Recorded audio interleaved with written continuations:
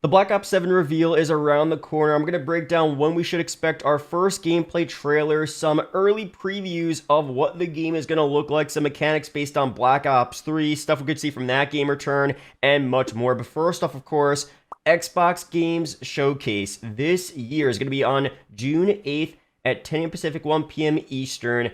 Of course, last year, we saw the big gameplay reveal of Black Ops 6, and we had a pretty cool trailer. One of the best trailers, honestly, we saw in a while, especially after the MW2 and MW3 fatigue, although as an MP comp fan, of the CDL, stuff like that, I actually think MW3's multiplayer was a ton of fun, but at that point, we just wanted to go back to Treyarch, so this trailer was hyped up, and it wasn't anything crazy, but around this time, everyone was so hyped for this game. Anything we got for Black Ops 6 was so hyped up, and the reveal kind of already slowly started at this point in time. By June. We already had that teaser event in Warzone. So this time around, we don't have that, but I can easily see some initial first introduction gameplay trailer, smaller than what we saw before, maybe revealing less, but at this Xbox Games Showcase, June 8th, 2025. Welcome to Devour, the gaming platform where your grind finally pays off. Play the games you already love, complete quests, and earn real rewards like fuel tokens, food discounts, and gaming gift cards. And right now,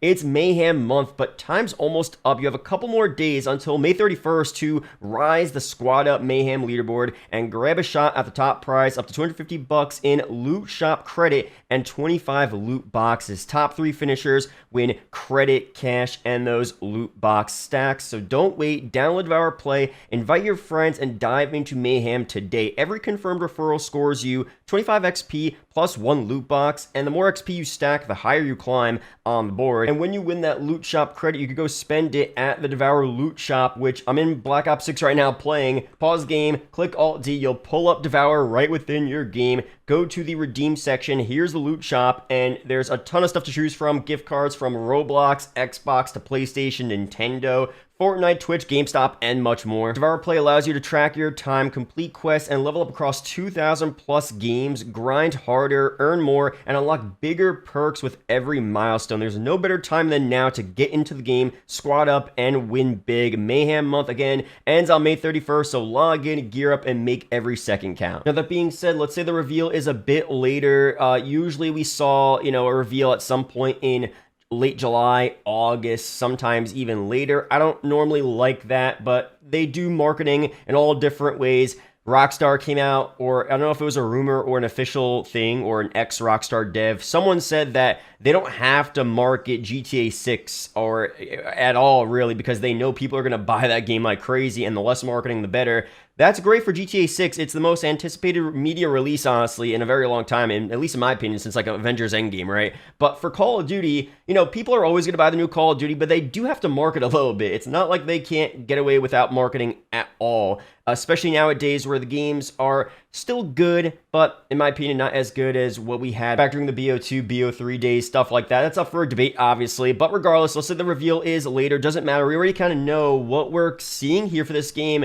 We had some wall running movement seen in Black Ops 6 MP. Here's a quick Dalek video just breaking this down. Just want to show you guys what someone found. This is in Warzone, but you could also do it in MP, I'm pretty sure. With the COD HQ, all the future features and mechanics for all different Call of Duties that are going to release in like 5 years plus out in time, right? They all get added to that base game. So this is what happens. You have wall running, and I think we have boost jumping as well, found in BO6. So of course, this year's game, BO7, apparently going to be set in 2025, potentially a BO2 type of sequel, remake.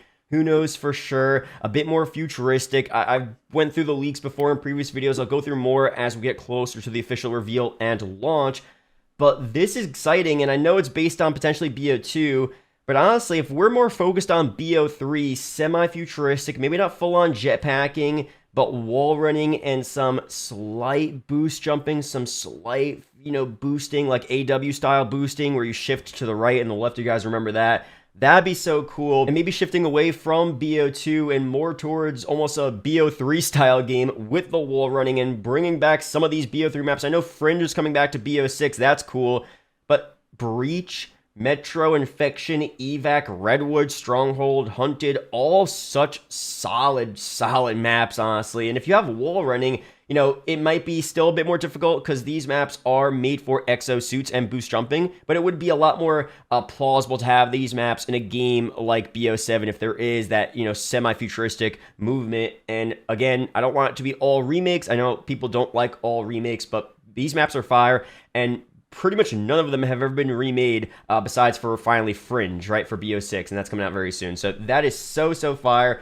BO3, as I look back and as time goes on, obviously it's guaranteed one of the best CODs of all time, but as you go on in future, you really realize like how good it actually was. And having some type of, again, not just, you know, a BO3 copy and paste, but a game that goes back to that futuristic era, not full on futuristic, but a little bit of it. The color scheme was fire as well. Again, BO6 is fast, so I wouldn't say any faster than BO6, but just a different feel. Not going full on futuristic, because I know people do like boots on the ground, but having that good mixture with BO3 vibes.